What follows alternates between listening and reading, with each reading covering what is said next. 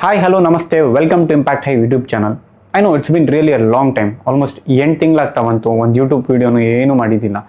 ಬೇರೆ ಬೇರೆ ನ್ಯೂಸು ಬೇರೆ ಬೇರೆ ಸುದ್ದಿ ಇದ್ದರೂ ಕೂಡ ಈ ಯೂಟ್ಯೂಬ್ ಚಾನಲ್ನ ಕಂಟಿನ್ಯೂ ಮಾಡಬೇಕಂತ ಯಾವುದೇ ಉದ್ದೇಶ ಪ್ಲ್ಯಾನ್ಸ್ ಏನೂ ಇದ್ದಿಲ್ಲ.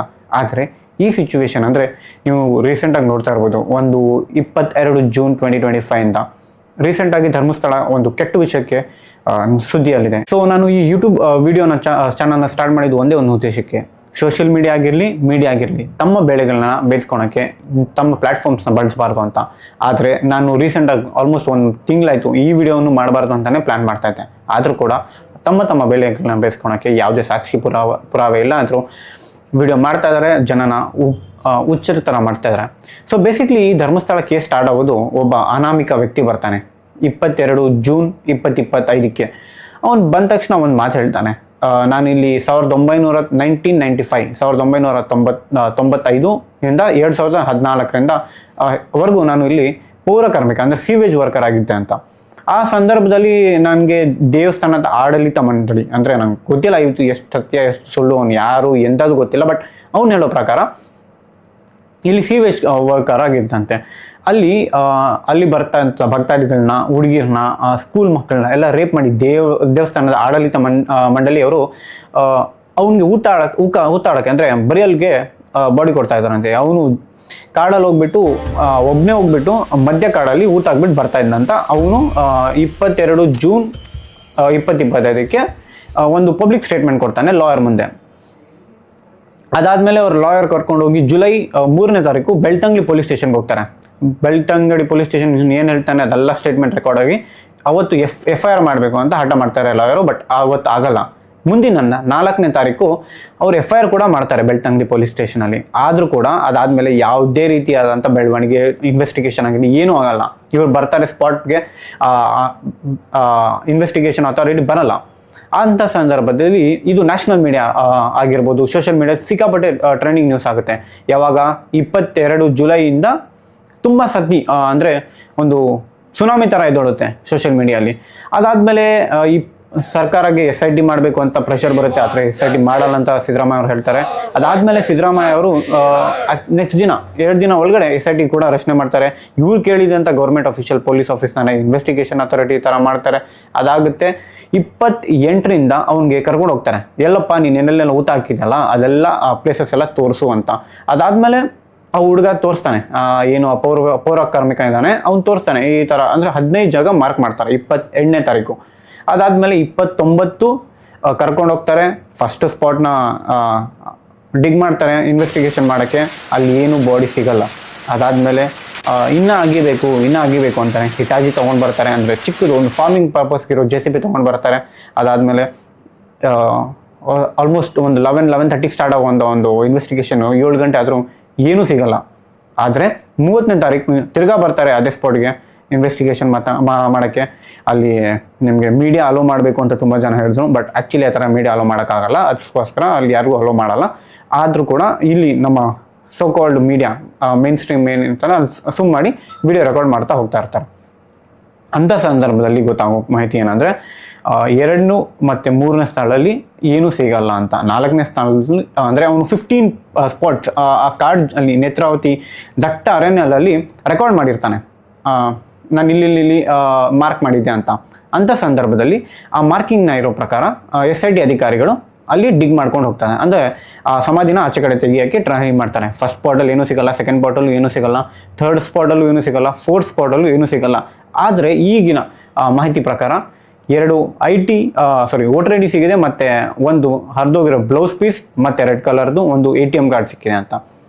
ಅದು ಏನಿದೆ ATM ಕಾರ್ಡು ಅದು ಲಕ್ಷ್ಮಿಯನ್ನ ಹೆಸರಿಂದ ಸಿಕ್ಕಿದೆ ಅಂತ. ಇದೆಲ್ಲ ಊಹಾಪೋಹ.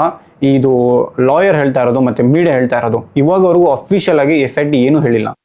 31 ಸಾಯಂಕಾಲ 6ನೇ ಸ್ಪಾಟಲ್ಲಿ ಬಾಡಿ ಸಿಕ್ಕಿದೆ ಅಂತ ಅಧಿಕೃತವಾಗಿ SIT ಟೀಮ್ ಹೇಳಿದೆ. ಆದರೆ ಈ ಧರ್ಮಸ್ಥಳ ಇದಕ್ಕಿಂತ ಮುಂಚೆ ಸೌಜನ್ಯ ಪ್ರಕರಣದಲ್ಲೂ ತುಂಬ ಸತಿ ಎಡವಿದೆ. ಅದು ರೆಕಾರ್ಡಿಂಗ್ಸ್ ಆಗಿರ್ಬೋದು ಮತ್ತು ಇನ್ವೆಸ್ಟಿಗೇಷನ್ ಆಗಿರ್ಬೋದು, ಎಂಥದ್ದು ಕರೆಕ್ಟಾಗಿ ಅವ್ರ ಕೇಸಲ್ಲಿ ಆಗಿಲ್ಲ ಅಂತದ್ದು ಯಾವುದೇ ಡೌಟ್ ಇಲ್ಲ. ಆದರೆ ಈ ಸಂದರ್ಭದಲ್ಲಿ ಆ ಥರ ಆಗಬಾರ್ದು ಅಂತ ತುಂಬ ಎಚ್ಚರಿಕೆಯಿಂದ SIT ಅಧಿಕಾರಿಗಳು ಮಾಡ್ತಾ ಇದ್ದಾರೆ. ಇವತ್ತು ಹೇಳ್ತಾ ಇದ್ದೀನಿ, ಏನು ಇನ್ವೆಸ್ಟಿಗೇಷನ್ ಇನ್ನ ಕಂಪ್ಲೀಟ್ ಆಗಿಲ್ಲ, ಇವಾಗ ಬರೀ ಸ್ಟಾರ್ಟ್ ಆಗಿದೆ. ನೀವು ಯಾವುದೇ ತೀರ್ಮಾನವನ್ನ ಇವಾಗ ಮಾಡ್ಲಿಕ್ಕೆ ಸಾಧ್ಯನೇ ಇಲ್ಲ. ಅದಾದ್ಮೇಲೆ ಇನ್ವೆಸ್ಟಿಗೇಷನ್ ಮಾಡೋ ಸಂದರ್ಭದಲ್ಲಿ ಡಿಗ್ ಮಾಡೋ ಏನು ಅವ್ನು ಹೇಳ್ತಾನಲ್ಲ, ಅಲ್ಲಿ ಒಂದು ವೋಟರ್ ಐ ಡಿ ಮತ್ತೆ ಒಂದು ATM ಸಿಗುತ್ತಂತೆ, ಪಾನ್ ಕಾರ್ಡು ವೋಟರ್ ಐ ಡಿನ ಏನೋ ಒಂದು ಸಿಗುತ್ತಂತೆ. ಅದರಲ್ಲಿ ಅದಾದ್ಮೇಲೆ ಒಂದು ರೆಡ್ ಬ್ಲೌಸ್, ಹರಿದೋಗಿರೋ ಒಂದು ಬ್ಲೌಸ್ ಪೀಸ್ ಸಿಗುತ್ತಂತೆ. ಇದು ಯಾವುದು SIT ಇಂದ ಕಮ್ಯುನಿಕೇಶನ್ ಇಲ್ಲ, ಅಂದ್ರೆ ಅಫಿಷಿಯಲ್ ಆಗಿ ಬಂದು ಹೇಳ್ತಾ ಇಲ್ಲ, ಬಟ್ ಮೀಡಿಯಾ ಗೊತ್ತಾಗ್ತಾ ಇರೋ ಸೋರ್ಸ್ ಇದು. ಸೊ ಇದಾದ್ಮೇಲೆ ಯಾರ್ದಿದು ID ಕಾರ್ಡ್ ಅಂತ ಇಲ್ಲ ಪಾನ್ ಕಾರ್ಡ್ ಅನುಮಾನ ಬರ್ಬೋದು. ಲಾಯರ್ ಹೇಳೋ ಪ್ರಕಾರ ಲಕ್ಷ್ಮಿ ಅಂತ ಒಂದು ಒಬ್ಬ ಲೇಡಿಯ ID ಕಾರ್ಡ್ ಅದು. ಅದಾದ್ಮೇಲೆ ಒಬ್ಬ ಹುಡುಗ ಅಂದ್ರೆ ಒಬ್ಬ ಜೆಂಟ್ಸಿನ ATM ಕಾರ್ಡು ಸಿಕ್ಕಿದೆ ಅಂತ ಮೀಡಿಯಾ ಸೋರ್ಸಿಂದ ಗೊತ್ತಾಗ್ತಾ ಇದೆ. ಎಷ್ಟು ನಿಜ ಅದೆಷ್ಟು ಸುಳ್ಳು ಅಂತ ಗೊತ್ತಿಲ್ಲ. ಸೊ ನೆಕ್ಸ್ಟ್ ಏನಾಗುತ್ತೆ, ನಾನು ಇಷ್ಟೇ ಹೇಳ್ತಾ ಇರೋದು, ನೀವು ಸಮೀರ್ ಪರಾನೋ ಇಲ್ಲ ಕಿರಿಕೀರ್ತಿ ಪರಾನ, ಯಾರ ಪರಾನೂ ಇಲ್ಲ, ನಾನು ಸತ್ಯ ಪರ. ನಾನು ಹೇಳ್ತಾ ಇರೋದು ಕೋರ್ಟ್ ಅನ್ನೋದು ಇದೆ, ಸೋಷಿಯಲ್ ಮೀಡಿಯಾ ಕೋರ್ಟ್ ಆಗಬಾರ್ದು. ನ್ಯಾಯಾಂಗ ವ್ಯವಸ್ಥೆ ನೀವು ಹೇಳಿರೋ ಥರನೇ SIT ಅಧಿಕಾರಿನ ನೀವು ಫಾರ್ಮ್ ಮಾಡಿದ್ದಾರೆ. ಅದಾದಮೇಲೆ ಇನ್ವೆಸ್ಟಿಗೇಷನ್ ನೀವೇ ಹೇಳ್ತಾ ಇದ್ರೆ ಸಕ್ಕದಾಗ್ತದೆ, ಕರೆಕ್ಟಾಗಿ ಆಗ್ತದೆ ಅಂತ. ಇನ್ವೆಸ್ಟಿಗೇಷನ್ ಆಗ್ತಾ ಇದೆಯಲ್ವಾ, ಸ್ವಲ್ಪ ತಾಳ್ಮೆ ಇರಬೇಕು. ಏನಕ್ಕಂದರೆ ಸೋಷಿಯಲ್ ಮೀಡಿಯಾ ನೀವು ಸೌಜನ್ಯ ಪ್ರಕರಣದಲ್ಲಿ ನೋಡಿರ್ಬೋದು, ಏನಕ್ಕೆ ಮಾತಾಡಲ್ಲ, ಏನಕ್ಕೆ ಮಾತಾಡಿಲ್ಲ, ಇವಾಗ ಬಂದ್ಬಿಟ್ಟಿದ್ಯಾ ಮಾತಾಡೋಕ್ಕೆ ಅಂತ ತುಂಬ ಜನ ಹೇಳ್ತಾರೆ. ಆದರೆ ನಾನು ಹೇಳೋದಿಷ್ಟೇ, ಅದೊಂದು ಪರ್ಸನಲ್ ಕೇಸ್. ಹೈಕೋರ್ಟ್ ಕ್ಲಿಯರ್ ಆಗಿ ಹೇಳಿದೆ, public cannot interfere in that case ಅಂತ. ನಾನು ತಿರ್ಗಾ ಅದನ್ನೇ ಮಾತಾಡಿ ಏನು ಮಾಡೋಕ್ಕಾಗುತ್ತೆ. ಸೊ ಓಕೆ, ನೀವು ಇಷ್ಟೆಲ್ಲ ಮಾತಾಡ್ತಾರಲ್ಲ ಸೌಜನ್ಯ ಪ್ರಕರಣದಲ್ಲಿ, ಯಾರನ್ನೋ ಒಬ್ಬ ಹೈಕೋರ್ಟಿಂದ ಸುಪ್ರೀಂ ಕೋರ್ಟ್ ಹೋಗಿದಾರ? ಇಲ್ಲ. ಜಸ್ಟಿಸ್ ಫಾರ್ ಸೌಜನ್ಯ ಅಂದರೆ ಕೋರ್ಟಲ್ಲಿ ಸಿಗ್ಬೇಕಾ, ಸೋಷಿಯಲ್ ಮೀಡಿಯಾದಲ್ಲಿ ಸಿಗುತ್ತಾ? ಅದು ನಾನು ಇಷ್ಟೇ ಹೇಳೋದು. ಕೋರ್ಟ್ ಅನ್ನೋದಿದೆ ನಮ್ಮ India, we are civilise society. India Afghanistan Pakistan ಸಿಗ್ದಂಗೆ ಹೊಡೆದಾಕು ಆ ಥರ ಆಗಲ್ಲ. It has to work in such way, there is a law for the country. ಯಾವುದೋ ಒಂದು ಕೇಸ್ಗೋಸ್ಕರ ನೀವು ಚೇಂಜ್ ಮಾಡೋಕ್ಕೆ ಆಗೋದಿಲ್ಲ. ಇಷ್ಟೆಲ್ಲ ಹೇಳ್ತಾರಲ್ಲ ಗಿರೀಶ್ ಮಟ್ಟನ್ ಅವರು. ನಿನ್ನೆ ನಾನು ಅದು ಫಸ್ಟ್ ಅಂದರೆ 29ಕ್ಕೆ ಒಂದು ಸಾರಿ ಲೈವ್ ಬರ್ತಾರೆ ಅವರು. ಬಂದ್ಬಿಟ್ಟು ನನ್ನ ಹತ್ರ ಫಾರೆನ್ಸಿಕ್ ರಿಪೋರ್ಟ್ ಇದೆ, ತಲೆ ಬೋರ್ಡಿ ಸಿಕ್ಕಿದೆ, 24 ವರ್ಷದ ಹೆಣ್ಣು ಮಗಳಿದ್ದು ಅದು. SIT ಅವತ್ತೇ ಮೀಡಿಯಾಲ್ಲೇ ರೆಕಾರ್ಡ್ ಆಗಿಬಿಡ್ಬೇಕು ತೆಗಿತಾರದು ಅಂತ ಅವ್ರು ಹೇಳ್ತಾರೆ. ಒಬ್ಬ ಮಾಜಿ ಪೊಲೀಸ್ ಆಗಿ ಅಷ್ಟು ಕಾಮನ್ ಸೆನ್ಸ್ ಇಲ್ವಾ ಸರ್? ಇಷ್ಟೊಂದು ತುಂಬ ಹೈ ವೋಲ್ಟೇಜ್ ಕೇಸ್ ಇದು. ನೀವು ಹೇಳ್ತೀರಾ ಸೋ ಕಾಲ್ಡ್ ನಕಲಿ ದೇವಮಾನ ಅಂತ ಹೇಳ್ತೀರಾ ವೀರೇಂದ್ರ ಹೆಗ್ಡೆ ಅವ್ರನ್ನ. ಓಕೆ, ನೀವು ಹೇಳ್ಕೊಳ್ಳಿ, ನೀವು ಏನು ಬೇಕಾದರೂ ಹೇಳ್ಕೊಳ್ಳಿ. ಬಟ್ ನಿಮ್ಮ ಹತ್ರ ಮೊಬೈಲಲ್ಲಿ ಸಾಕ್ಷಿ ಇದ್ರೆ ಕೋರ್ಟ್ಗೆ ಹೋಗ್ಬೋದಲ್ವಾ? ಇವತ್ತು ಚಾನ್ಸ್ ಇದೆ ನಿಮಗೆ ಸೌಜನ್ಯ ಪ್ರಕರಣದಲ್ಲಿ ಹೋಗ್ಬೋದು ನೀವು, ಆದರೆ ಹೋಗಲ್ಲ. ಯಾಕೆ? ಆ ಕೇಸ್ನ ಹಂಗೆ ಇಶ್ಯೂನ ಅಲೈವ್ ಇರಬೇಕಷ್ಟೇ. ನಿಮಗೆ 10-15 ವರ್ಷ ಆಗ್ತಾ ಬಂತು, ಇವತ್ತವರೆಗೂ ಜಸ್ಟಿಸ್ ತಲುಪಿಸೋಕ್ಕೆ ಸಾಧ್ಯನೇ ಆಗಿಲ್ಲ. ಮಾತಿಗೆ ಮುಂಚೆ ಬಂದ್ಬಿಟ್ಟು ನಂಗೆ ಇವತ್ತವರೆಗೂ ಒಂದೇ ಒಂದು ಡೌಟ್ ಏನಂದರೆ, ನೀವು ಫಾರೆನ್ಸಿಕ್ ರಿಪೋರ್ಟ್ SITಗೆ ಹೋಗಿಲ್ಲ, ಕೋರ್ಟ್ಗೆ ಹೋಗಿಲ್ಲ, ಅದು ಹೆಂಗೆ ನಿಮ್ಮ ಹತ್ರ ಬಂದ್ಬಿಡ್ತು? ಅದು ಎಷ್ಟು ಬೇಗ ಜನ ನಂಬಿಸ್ತೀರಾ ಅಂದರೆ, ನೀವು ನಿಮ್ಮ ಪರಾನೋ ವಿರಾಧನೋ ಏನೂ ಇಲ್ಲ ನಾನು. ಬಟ್ ಇದು ಇಶ್ಯೂನ ಇಲ್ಲಿಗೆ ಎಂಡ್ ಮಾಡೋಣ. ಕರೆಕ್ಟ್, ಇದು ನೀವು ಹೇಳ್ತಾ ಇರೋದು ಕರೆಕ್ಟ್. ಅವ್ರು ನಕಲಿ ದೇವಮಾನ ಆಗಿದ್ರೆ ನಾವೇ ಬರ್ತೀವಿ, ಎಲ್ಲರೂ ಬರ್ತಾರೆ, ನಾವೊಬ್ಬನೇ ಅಲ್ಲ. ಅವ್ರು ಗಲ್ತಿಗೇರ್ಸೋಣ. ಆದರೆ ಈ ಜಜ್ಮೆಂಟ್ ಎಲ್ಲಿ ಬರಬೇಕು, ಫೈನಲ್ ವರ್ಡಿಕ್ಟ್ ಎಲ್ಲಿ ಬರಬೇಕು? ಕೋರ್ಟಲ್ಲೇ ಬರಬೇಕು. ಸೋಷಿಯಲ್ ಮೀಡಿಯಾಕ್ಕೆ ನೆವರ್ ಬಿಕಮ್ ಅ ಕೋರ್ಟ್. ನೀವು ಹೇಳ್ತೀರಾ ಸಾಕ್ಷಿ ಇದೆ ಮೊಬೈಲಲ್ಲಿ ತೋರಿಸಿ ಅಲ್ಲ. ಮೊಬೈಲ್ ಇಟ್ಕೊಂಡು ಈ ಥರ ಮೊಬೈಲ್ ಇಟ್ಕೊಂಡು ಏನು ಸಾಕ್ಷಿ ತೋರಿಸ್ತೀರಾ? ಕೋರ್ಟ್ಗೆ ಕೊಡಿ, ಇಲ್ಲ SIT ಕೊಡಿ. This is the best time to give to the SIT or the court or whatever the investigation agency you can. ನೀವು ಕೋರ್ಟಿಗೆ ನಂಬಲ್ಲ, ಪೊಲೀಸಿಗೆ ನಂಬಲ್ಲ, ಮತ್ತು ಇನ್ಯಾರು ನಂಬ್ತೀರಾ ಅಲ್ವಾ? ಸೊ ಸೋಷಿಯಲ್ ಮೀಡಿಯಾನೇ ಅಲ್ಟಿಮೇಟ್ ಜಸ್ಟಿಸಾ? ನಾನು ಈ ಪ್ರಕರಣದಲ್ಲಿ ಇಷ್ಟೇ ಹೇಳೋಕ್ಕೆ, ನಾನು ಬೇರೆ ರೇಣುಕಾಸ್ವಾಮಿ ಆಗಿರ್ಬೋದು ಯಾವುದೇ ವಿಡಿಯೋ ಮಾಡಿಲ್ಲ. ಆದರೆ ಈ ಧರ್ಮಸ್ಥಳ ಅದು ಒಂದು one of the most powerful place ಆಗಿರೋದು, ಹೋಲಿ ಪ್ಲೇಸ್ ಆಗಿರೋದ್ರಿಂದ ಅವ್ರು ಹೇಳ್ತಾ ಇದ್ದಾರೆ ಗ್ರಾಮ ಪಂಚಾಯತಿಯವರು ನಮ್ಮ ಹತ್ರ ರೆಕಾರ್ಡ್ಸ್ ಕೊಡ್ತೀವಿ ಅಂತ. ಫೈನಲ್ ವರ್ಡಿಕ್ಟ್ ಬರೋವರೆಗೂ ದಯವಿಟ್ಟು ವೇಟ್ ಮಾಡಿ. ಯಾವುದೇ ಜಡ್ಜ್ಮೆಂಟ್ಗೆ ಯಾವುದೇ ಫೈನಲ್ ಜಡ್ಜ್ಮೆಂಟ್ಗೆ ನೀವು ಸೋಷಿಯಲ್ ಮೀಡಿಯಾದಲ್ಲಿ ಬರಬೇಡಿ ಅಂತ ಒಂದೇ ಒಂದು ರಿಕ್ವೆಸ್ಟು. ಅದಕ್ಕೆ ಈ ವಿಡಿಯೋ ಮಾಡ್ತಾ ಇದ್ವಿ. ನಿಮ್ಮ ಕ್ಷಮೆಯಲ್ಲಿ ನೆಕ್ಸ್ಟ್ ವೀಕಿಂದ ಪ್ರತಿ ವಾರ ವಿಡಿಯೋ ಬರೋಕ್ಕೆ ಟ್ರೈ ಮಾಡ್ತೀನಿ ಆದಷ್ಟು. ಮತ್ತು ನಾನು ಬೇರೆ ಯೂಟ್ಯೂಬ್ ಚಾನಲ್ಸು ಕ್ರಿಯೇಟ್ ಮಾಡಬೇಕು ಅಂತ ಇದ್ದೀನಿ. ಸೊ ನಿಮ್ಮ ಸಪೋರ್ಟ್ ಹೀಗೆ ಇರಲಿ ಅಂತ ಹೇಳ್ತಾ ನನ್ನ ವಿಡಿಯೋನ ಇಲ್ಲಿ ಮುಗಿಸ್ತಾ ಇದ್ದೀನಿ.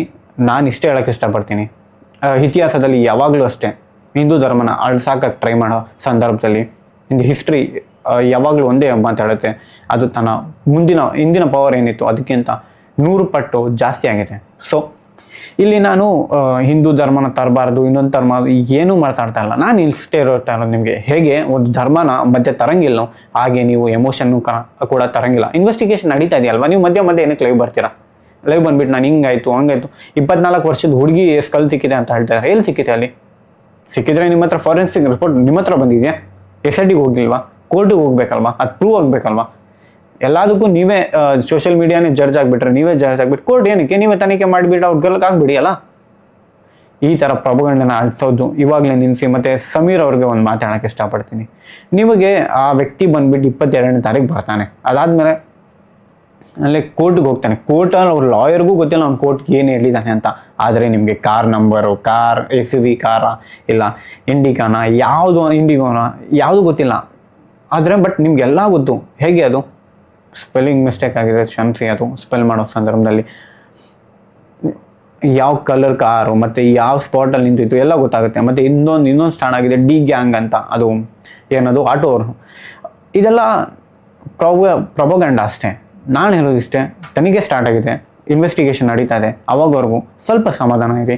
ಅಲ್ಟಿಮೇಟ್ಲಿ ಜಡ್ಜ್ಮೆಂಟ್ ಕೋರ್ಟಿಂದನೇ ಬರಬೇಕು. Social media can never become justice ಅಂತ ಹೇಳ್ತಾ ನಾನು ವಿಡಿಯೋ ಮುಗಿಸ್ತಾ ಇದ್ದೀನಿ. ಧರ್ಮೋ ರಕ್ಷಿತ ಅಂದರೆ ಧರ್ಮನ ನಾವು ಧರ್ಮನ ಕಾಪಾಡಿದ್ರೆ ಧರ್ಮ ನಮ್ಮನ್ನು ಕಾಪಾಡತ್ತಂತೆ. ಧರ್ಮ ಅಂದರೆ ಹಿಂದೂ ಮುಸ್ಲಿಂ ಕ್ರೈಸ್ತ ಅಲ್ಲ. ಧರ್ಮ ಅಂದರೆ ಕರೆಕ್ಟ್, ಅಧರ್ಮ ಅಂದರೆ ತಪ್ಪು ಅಷ್ಟೇ ಅಂತ ಹೇಳ್ತಾ ನಾನು ವಿಡಿಯೋನ ಇಲ್ಲಿ ಮುಗಿಸ್ತಾ ಇದ್ದೀನಿ. Thank you.